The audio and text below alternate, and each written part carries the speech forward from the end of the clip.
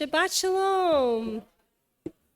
I want to give a special shout out to my parents, Esther and Howard Blumstein, who are visiting this Shabbos. So great to have you here. If you come to Bethel Synagogue on a Wednesday morning at 8 a.m., you will find a small group of us gathered here in this room. Some come to say Kaddish for a lost loved one. Some came to say Kaddish weeks or months or years ago, and they stayed, either to support those who are currently in mourning or just to daven, to pray in the morning, midweek, when the prayers seem quieter and more contemplative than maybe on a Shabbos morning. Wednesday morning minyan is a chance to breathe and press the reset button before the workday. This, the minyan, a quorum of 10 who comes together to pray, is the spiritual mechanism that the rabbis created in the wake of the destruction of the temple in Jerusalem. On Wednesday morning and every morning, including today, our prayers begin with a chant, Elohai neshama shenatata bi. My God, the soul that you have given me is pure. In the quiet of early morning davening, sometimes it's easier to access that soul, that quiet temple within each of us. Most of the time, we forget that it exists, or perhaps we ignore it. We read the opening of the book of Deuteronomy, Parshat Devarim, just before Tisha B'Av, our national day of collective mourning, which commemorates the destruction of both the first and second temples. On Tisha B'Av, we read Eicha, as we will do tonight when we gather as a united community at Congregation Kehillah in Chapel Hill. And we also fast as we're able to begin our journey towards Rosh Hashanah. Chanting, praying, fasting, all are tools for healing a type of exile that we might feel inside of ourselves. The loss of the temple, the place where we experience the divine in the most immediate and intimate way, was cataclysmic for our ancient ancestors.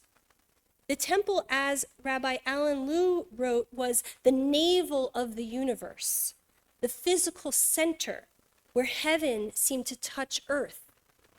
When it felt like the center dropped out of the world.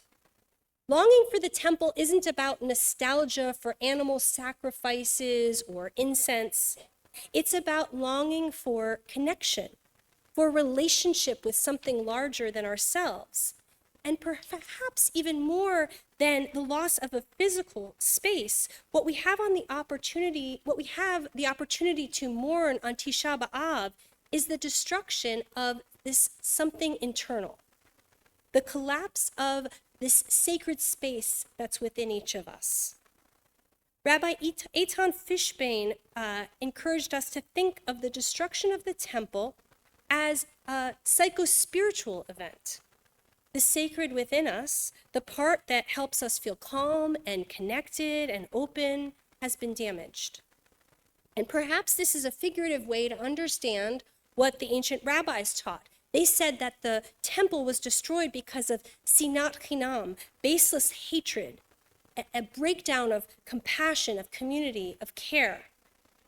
We cannot do the work of repairing the world unless and until we start to repair what's broken inside of us. The book of Lamentations begins with one haunting word, echa, how.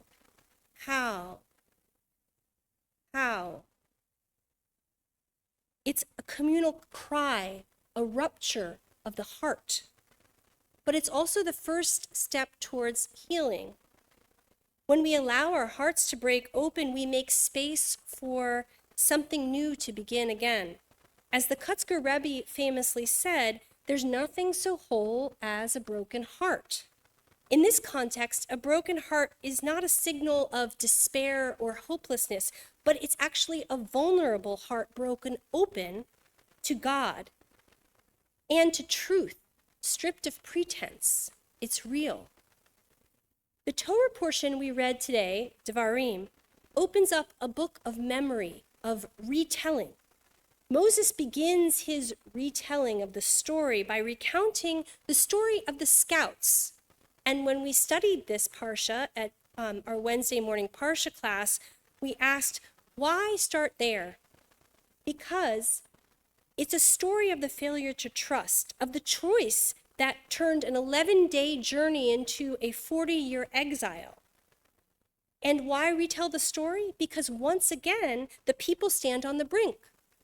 The question is, will we make the same mistake again? Rabbi Lou suggests that we keep returning to the same places in our lives over and over again until we finally get it right. That's the work of tshuva, of repentance, to recognize the pattern, to choose differently, to break the cycle. Maimonides said that true tshuva, or repentance, happens when we find ourselves in the same situation in which we made a mistake previously, and we act differently.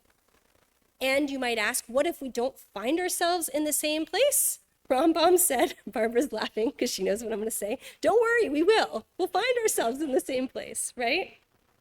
And life will just keep bringing us back to that crossroads until we wake up and change that part that needs changing. So is it fair that Moshe blames the people for losing faith? Is it fair that the rabbis say that the temple fell because of this internal strife? After all, realistically, wasn't it Rome that destroyed the second temple? Yes, historically, Rome burned the temple, but that's not the point. The spiritual work is, of course, never to fix history, which is impossible. It's rather to ask, what is in my control? What in my life, in my community, in my world is within my power to change? We do not bear responsibility for what is beyond us, but we are responsible for what's within. And in order to be able to heal and repair what is within, we need to take time to look, to see the sacred space within us. And that's perhaps the deeper meaning of Shabbat Hazon. The rabbis called this Shabbat, Shabbat Hazon, the Shabbat of vision, named for the opening word of the Haftarah, which Susan chanted so beautifully, from the prophet Isaiah, who rebukes the people, not for failing to bring sacrifices, but for failing to bring justice.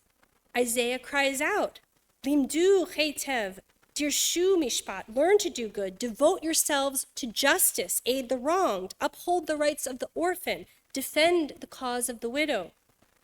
Isaiah forces us to look at the hollowness of some of our ritual actions when they're performed without corresponding care and compassion, without authentic tshuva. Isaiah is not rejecting ritual. He's rejecting ritual without heart, prayer without compassion, sacrifice without justice, religion without love. Right now, we're 7 weeks away from Rosh Hashanah. The hoofbeats of the high holidays are approaching. This is the time to begin again, to notice what has collapsed within us and to rebuild. Tisha B'Av is not just about what has been destroyed, it's about what we build in response. A society founded on justice and compassion, a community shaped by mercy and care for all of those among us, a world where sacredness radiates outward from a repaired inner life. That rebuilding must start from inside of each of us. Each of us has that psycho-spiritual temple within us, a sacred core that cannot be harmed by anger or numbness or indifference, however much we have experienced it. There's a part of our core that remains untouched, ready and willing to connect with our source and with others around us. Elohai neshama shenatata bi. My God, the soul you have given me is pure. This is our sacred core, and we must return to it. Each of us has the capacity to do that work of tshuva, of return, to soften, to become aware, and to choose again. As we move through this season, from the grief of Tisha B'Av to the sweetness of Rosh Hashanah, from the reckoning of Yom Kippur to the expansive joy of Sukkot, we are called to rebuild from the inside out. The vision of Isaiah and the vision of the book of Deuteronomy, the vision of this Shabbat Hazon, is not just a vision of a better world. It's a vision of who we each can become so that we can build that world together. Shabbat Shalom.